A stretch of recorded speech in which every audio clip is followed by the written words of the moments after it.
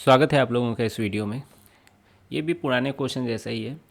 Question कह रहा है पार्टिकल ऑफ मास 100 ग्राम, 100 ग्राम मतलब 0.1 kg is kept on the surface of a uniform sphere of mass 10 kg and radius 10 centimetre. तो एक uniform sphere के surface पे है ना, यहाँ मैं मान लिया हूँ ये स्मॉल m यानी 0.1 kg रखा हुआ है। इस यूनिफॉर्म स्फेयर को मैं कैपिटल M ट्रीट कर रहा हूँ, 10 kg मास है इसका और इसकी रेडियस 0.1 मीटर है। क्यों? 10 सेंटीमीटर की वैल्यू यही होती है। Find the work to be done against the gravitational force between them to take the particle away from the sphere।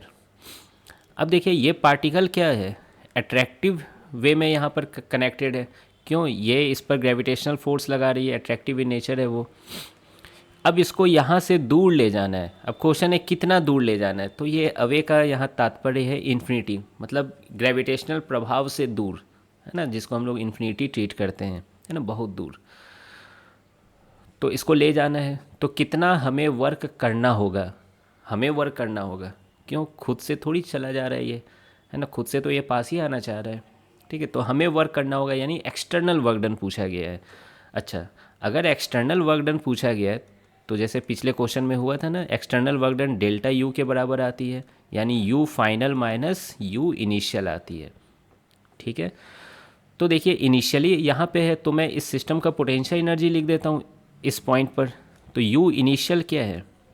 Minus g m1 m2/r, है ना। स्फेयर के केस में ऐसा माना जाता है ना, ये सारा मास यहाँ सेंटर पे केंद्रित है, तो minus g m1 m2/r minus G capital M small m divided by capital R। Data बाद में रख लूँगा। दूसरे तरीके से आप ऐसे भी देख सकते हो कि इस स्फेयर की वजह से यहाँ पर पोटेंशियल होगा माइनस जी कैपिटल M/r, और पोटेंशियल एनर्जी है ना स्मॉल m इंटू वो पोटेंशियल यूज कर लिए। ठीक है, ऐसे भी किया जा सकता है।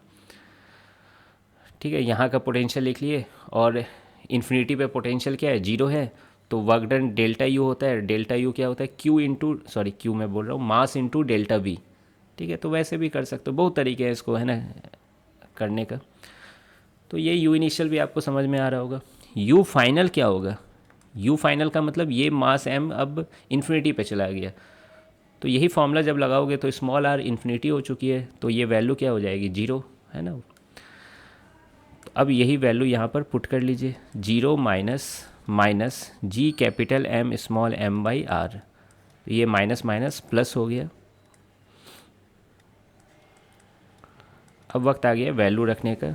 6.67 इंटू 10⁻⁻11, कैपिटल M की वैल्यू 10 kg है, स्मॉल m की वैल्यू 0.1 kg है और R की वैल्यू 0.1 मीटर है। सारा डाटा अच्छा है इस बार। ये दोनों कट जाएंगे, 0.1 0.1 कट जाएंगे और ये 10 और -11 10⁻⁻10 बन जाएंगे। तो 6.67 इंटू 10⁻⁻10 वर्क डन की यूनिट क्या होती है? जूल होती है। तो यही है आपका फाइनल आंसर। तो आई होप कि आपको ये सॉल्यूशन समझ में आ गया होगा, है ना। मिलते हैं फिर नेक्स्ट वीडियो में।